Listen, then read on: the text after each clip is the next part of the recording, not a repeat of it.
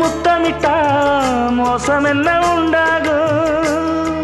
சத்தமிட்டா நிலைமை என்னாகும்? புது வளையல் அரைச்சு தொண்டையில தான் நினைச்சு மாமா கிட்ட பேச போற மணிக்கணக்கா. தூண்டாமணி விளக்க தூண்டி விட்டு எரிய வச்சு ஓ முகத்தை பார்க்க போற நாள் கணக்கா. அந்த இந்திரன் சந்திரனும் மாம வந்தா எந்திரிச்சு நிக்கணும். அந்த ரம்பையும் ஊர்வசியும் மயிலுக்கு தொண்டுகள் செஞ்சிடணும். நான் காத்தாகி ஊத்தாகி மாமனு கழுவி கட்டிக்கணும். தூது வளையல அரைச்சு தொண்டையில தான் நினைச்சு நானும் கூட பேச போறேன் மணிக்கணக்கா.